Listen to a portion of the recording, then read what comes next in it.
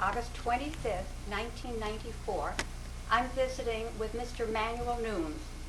Mr. Nunes, who was born in 1907, is a lifelong resident of the island of Kauai, and he has so many wonderful stories about this island. One of my very favorites is about the tidal wave of 1946. Mr. Nunes, how about we talk about that this morning? Can you start with what you remember that morning when you got up? Yeah. At the time, I was traveling from Kabah to Hanalei to work.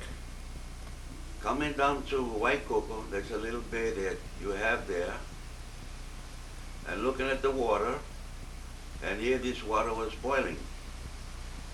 So we got up on the hill where we were working, and we stayed there for a while, and the boss came along. He says, well, you people better go back because there's rocks in the road. Mr. Nunes, where's Waikoko Bridge? Waikoko is, we say, next to the Hanalei Bay. Oh. Hanalei Bay. So finally what happened when we passed that morning, I looked at that water, and that water was boiling, like I said. So finally the bosses came on up and says, well, you people better go on back. I says, oh, no, I won't go back because today is an April Fool's Day. So he insisted, and we came on back. That here bridge across the Hanalei Bay was down. So what we did, we walked all the way from there up to the base yard, which is about a little over half a mile, and seen the water that comes along the shoreline on both sides from the bay. And when it hits together, down in the middle of the bay where the surface goes on there and swim, they call it the pine tree, and it goes up about 100 feet. Now, Mr. Nunes, could you see that wave start? I mean, does it come at you big or? No, when we went, the water was flat as can be. It didn't hit, but where we were on the top, I guess it must have hit. Say about a few minutes. So when it hit, when we came on down, we've seen that she came on in, the wave came on in, and when she receded out, she takes everything along with her, see? And then she starts coming again. Now, to begin with, your tidal wave won't come at 12 or 15 feet on height. What it does from way back on the bay, it starts climbing 3 feet, 4 feet, and climbs up fast. And when it gets to the road, it's about 25 feet high. So what I did, I climbed a tree, and I got caught with the wave, and it's a lucky thing that the water didn't come in as it came in on straight and went out. It came up and made a turn, and that same water came out over under that bridge. So that's what happened. When the water goes out, could you see the bottom of Hanalei Bay? Oh, you couldn't see the bay, but you could see the inland of the ocean, in the inland. You could see that, that rocks all up in the air. See? You mentioned once about a big rock that moved. Yeah, there was a very big rock, I'd say about 8 or 7 tons, was sitting on the shoreline there for many years. And that rock moved, and that wave picked up that rock, and it moved it about, I'd say, 150 feet from where it was standing. That's amazing. Into the water. Went into the water. That rock from the shoreline went into that rock, into the water, and it still stays there. When the wave made up, did it come from Haena, or did it start from Haena and come in and meet? No, I would think that from the bay, it went right across. It didn't come from Haena or from the Princeville side. It came right across that bay. That's what happened. Now, to begin with, we never had no weathermen at that time. And up till today, you weathermen never got to tell the people when they're down at the beach at all times, and when they see that water boiling, like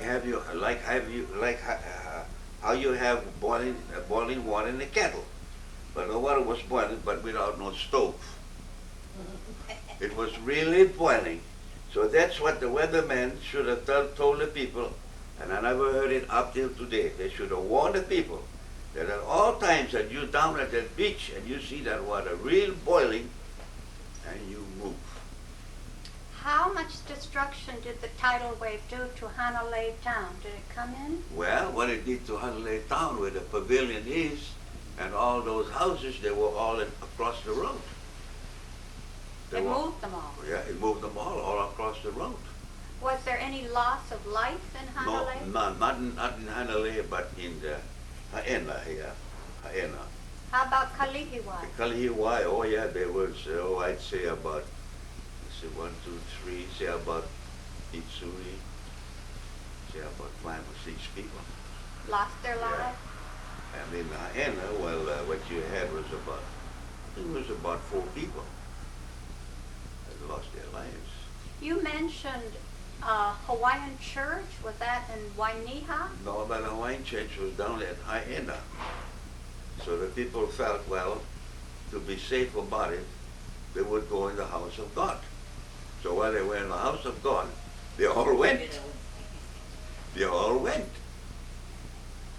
And I bet you were worried about your family. Oh yeah, when I seen that, I said, you know, the town of Kapaa, where I live, I was born and lived, the town of Kapaa is below sea level. And lucky the water just came up to the park, didn't come all the way up to the town. So what my family did, they moved up on the hills, and they were safe at the time. Did the tidal wave affect the dry caves at Haena? No, well, what the tidal wave did, whereby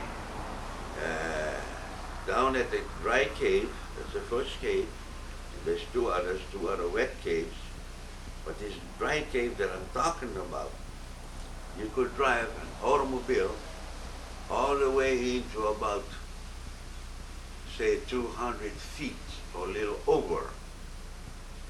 But now, what happened, that sand from up front, up at the beach, came into that cave. So when it came to that cave, you couldn't drive your car as far as you did in the previous years. See? And that's what happened. Was there much damage from the tidal wave down where the Pines Beach is? Did it really come in down there? At the west end of Hanalei Bay? I didn't follow you, baby. You know how there are all the pine trees Yeah. down at the west end of Hanalei Bay? They call it Pines Beach. Pine Beach, yeah. Was that affected by the tidal wave? Oh yeah, it did. It did. Part of the pine trees gone down. What did you do after you climbed down from the tree? Where was your truck? Well, the truck was on the right side of the bridge, both trucks. And what the wave did, picked it up and left it about, I'd say about 100 feet, the boat trucks. Just picked it up and set it. Could you drive it?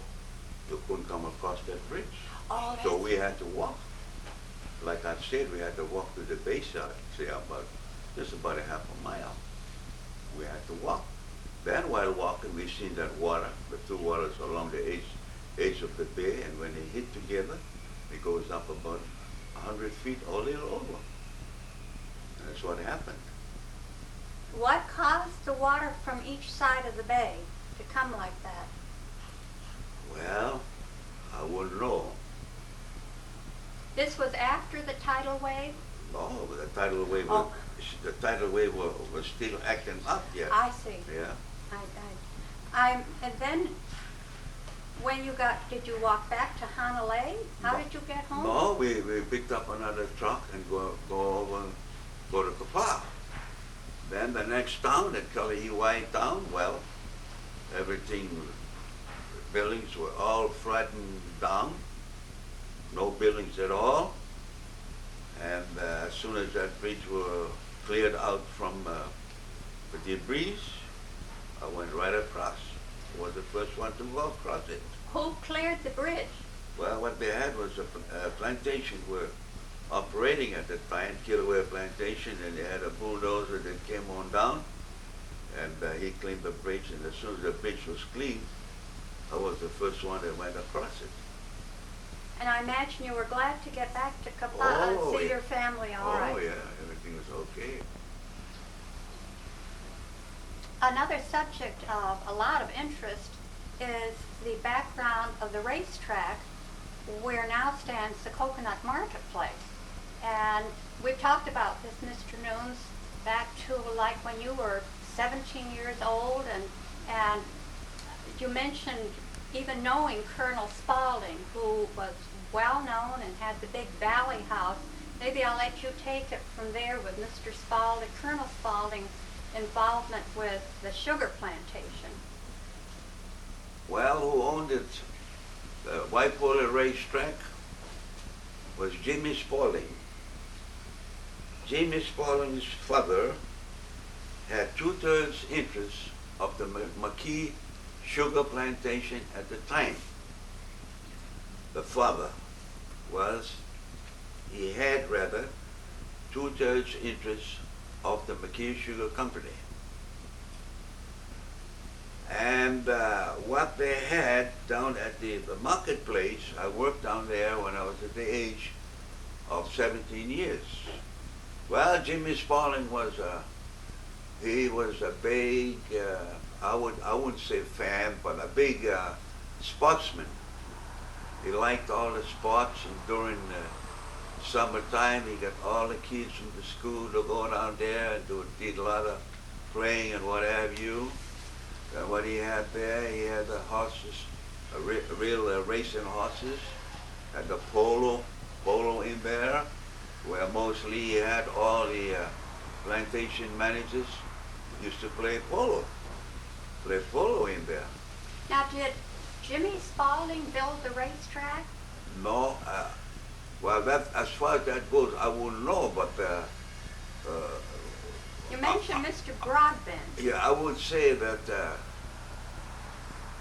Mr. Spaulding, at that time I wouldn't know, but whether the father gave him the property or not, I wouldn't know. Then, after I'd say was getting old or what have you, and he sold it to Broadbent, a girl from manager. Mr. Broadbent at the time, he was the highest paid manager in the territory days at that time. So what he did, he bought this property, he wanted to buy it. So I don't know whether he bought it or not, but I guess he bought it because what he did was, he was the first man in the islands at the time that had brought in a Burma bull. In the center of that racetrack, that's where he had all his cattle in. That's as far as I can remember. How big was the racetrack? Well, it's a 1 mile horse racetrack. 1 mile horse racetrack. Now, did Jimmy Spaulding have racehorses? Oh yeah, he had thoroughbred horses that used to play polo, and he had thoroughbred horses that did the racing. Now, I remember once you were telling me about how some Japanese people owned some racehorses, and they wanted to beat Jimmy Spaulding's horses. Yeah, they had 2 or 3 of them, and along that racetrack there was a road, which we have a road in there today, but it's for the back. The beauty part of it, I guess, must be to Jimmy Spaulding, to his jockeys. And what they had there all along the road, they had about a 4 or 5 feet rock wall. And the Japanese used to get back of that got back of that wall, and what they had at the time, they had watches, time watches. So what they were doing, they were timing Jimmy Spaulding's horses, how far they can go on a quarter of a mile or 3/8 of a mile or 1 mile. But Jimmy was one step ahead of them. I guess he must have told his jockey to use the whip. So when you use the whip, every time he swings the whip on the starting point, and the Japanese would have gotten that timing on a quarter of a mile. But that whip wasn't hitting that horse. But he chose to them that the whip was working, was going to and from, but he didn't. So when he came to the racing day, so what happens? Jimmy beat all the Japanese out. They had good thoroughbred horses. But that jockey, that's the one, I guess must have been to Jimmy Spaulding, used that whip. It's like they're whipping that horse so much, and they got the time right at the starting point. So right there and then, Jimmy got all those Japanese all fooled. He won. He won. So you used to exercise horses for? Oh yeah, I used to take care of 6 horses. That I ride one and lead. Well, it's quiet again, Mr. Nunes. The weed whacker, which interrupted our filming, has moved to the other side of the house they're working on, so we can go back to what we were talking about. And you mentioned when you exercised the Spaulding horses that you rode one and led 2. Do you remember the names of any of those horses? That, by doing that, exercising the horses, I used to ride one and lead 2, like I've said. And when it comes up to a 3, on a gallop, not riding fast, galloping. And when it comes to a 3/4 of a mile, from there on, you let the horses walk so they get cooled off.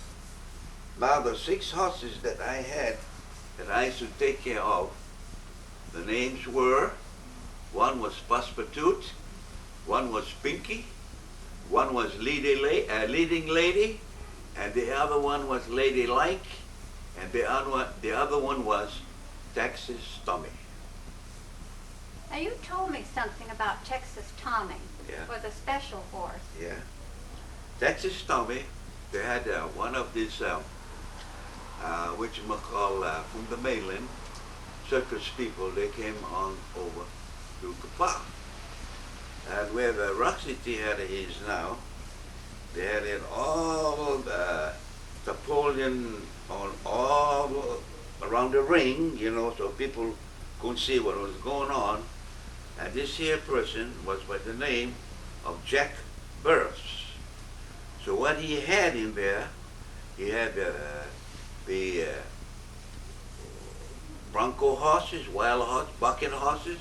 Kind of like a rodeo. Yeah, like a rodeo, and he had you that you wouldn't say cattle, but you would say riding bulls. Broncs. Broncs. That's right. Yeah, they were all in there. So now talking about this horse, Texas Tommy, that was Jack Burris' show horse. He gets before the opening of the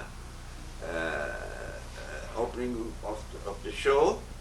He rides the horse, and he's got a little stick and a little whip rather, and hits it on the chest of the horse. He says, "Well, Texas, when you see the ladies in the morning, what do you do?" So the horse gets up to his knees and he says, of course he can't talk, he's bowing, saying something like this: "Good morning." Good morning. Good Oh, morning. I like that. Yeah. Morning. Mr. Nunes, would that be maybe around 1924, 1922? That if, let's see, you're born in 1907 and you're about 17? 17, walking there, 17, I was about 19, I'd say about, 1924? about that time. In the Yeah. early 20s Yeah, early 20s, yeah. is when the racetrack started, Yeah. and Mr. Broadbent was there, and Jimmy Spaulding. Yeah. And you mentioned Mr. Broadbent had a daughter and a son. Yeah. And did somebody want to buy the racetrack in the early 20s? Yeah, well, who came in first was the Blackfield Enterprises. But the answer of the sale was no by Mr. Proctor. So it's still, well, it's ran now on what I've heard from some of the best people that I know of. He's got the Blackfield Enterprise, he's got that for 50 years lease. So he didn't sell it, He he didn't just sell it, leased it. yeah, a 50-year lease. I don't want to leave horses yet. I want to go back to Jimmy Spaulding's polo ponies. And I think you had some good memories of who played polo in some of those early teams. I think you said they were from the Yeah, plantations. what you had from the west side, you had Lindsay Fire. He was the manager of the plantation. Which plantation would that That's be? Kekaha Plantation. Kekaha. Kekaha. K Plantation. Then you had, I'm not kind of sure, from the Waimea Plantation, must have been, oh, I kind of forget, Ellen Fire. Would that be That's Lindsay? Lindsay Fire's brother. Then you come down to the next town. You got Koloa? Lindsay Fire, Koloa. Then you came there in Koloa. No, Koloa was not. Koloa wasn't in, I'm pretty sure. Was there Jack Moyer? You, right, yeah, you took that on my mind. Koloa was Jack Moyer. Then in Kapa, you had, who used to play the polo was Jimmy Brodero. That's Jimmy Spaulding's nephew.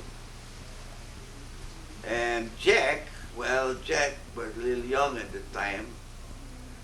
I'm not sure whether he was playing polo at the time.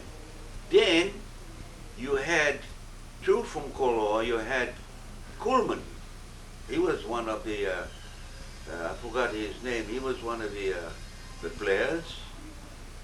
Then you had in Lihue, you had Neil Mola, the manager's son.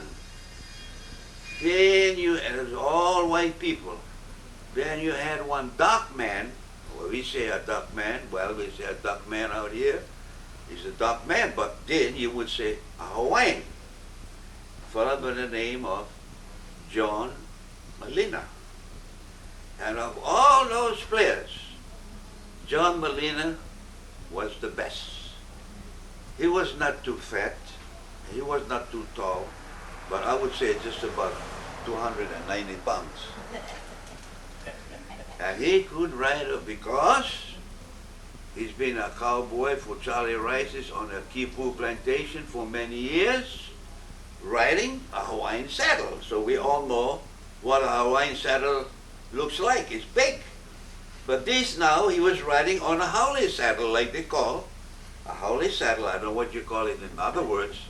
And they are the same type of saddles that they are riding the horses today for playing polo. So he was a good rider. Oh yeah, he was the best. He was the best. Never forget it. He was the best. And again, these games were in the early 1920s when Yeah. they'd play inside the racetrack? Yeah, Inside the center of the right in the racetrack. center of the racetrack, yeah. That's what it was. Now you mentioned almost all the plantations. How about Olokeli Plantation? Did they have their manager? Did he used to No, ride? they had managers too to Uh-huh. run the plantation at the time, but there were no players. No players. No players from there. It was from Kika and on down. Once you mentioned a gentleman who was with Garden Isle Motors. Did he Oh, play? that's from Lihue, that's Baggett. He used to be the manager of the Garden Island Motors. Baggett, his name was Baggett. Did you used to watch the games and then exercise those ponies? No, what I used to do, by taking care of 6 of the horses from certain managers, of course the horses was owned by Jimmy Spaulding, so in every quarter, which is 15 minutes, I unsaddle those horses, and I have the kids pay them 25 cents and ease off the animals, just walk around, you know. Cool Just 'em. walk, cool it off. And then, when it comes to a half, pump the saddles on the animal, they go ahead and play polo. It's like that 4 times, with every 15 minutes, because those horses are going with a speed, you know, in 15 Right. minutes. The animals, they get tired, see? So that was my work. So I worked from Sunday to Sunday. And I used to have such a big pay at the time, from Sunday to Sunday, only making $60 a month. It's very, very big pay. Times have changed. Mr. Nunes, you know I'm always asking you about sharks and where they are around Kauai, and that leads into another story from the early 1920s. Tell us that one, the Well, shark story. What happens there? See, Jimmy Spaulding, when he's got these old horses, they're so weak and they're old, well, he takes them right across back of the stable along the beach. And what they did there, they have a big block, I would say about, maybe about 3 feet long and about, say, about 4 inches thick. Would that be the beach at... Right back of the racetrack. Right, Right there. So what they do, they shoot the horse, and they bleed the horse. So when that blood gets into that water, within 15 minutes, you could see those sharks coming in, going for the horse. Of course, the horse was dead and was taken to the rocks where he can't go out. But what they did was, at the time, they had a small chain attached to this block. And of course, cut one of the pieces of the horse's fat or whatever, puts it on a big hook. It's a special made hook. Then Dr. Coons, he was a doctor at Kapaa, and then from Kapaa, he went to Lihue. He was a big sportsman. Every other year he gets into Africa and he goes shooting what have you, lions and what have. He was a big sportsman. But what he does is he's standing on the beach and all the kids, school kids, with a long rope, say about 40 feet long, and they're all holding onto that rope. And because that rope is attached to the bait where the sharks go for it. Now the sharks, you can see them swimming to and from, trying to get at the horse. You can see that part of their body are floating on the water. So what Dr. Coons did was to take the gun. It was a high-powered gun, you can imagine, for shooting lions and so forth. It was a very high-powered rifle. And he shoots at those sharks. And when you could see the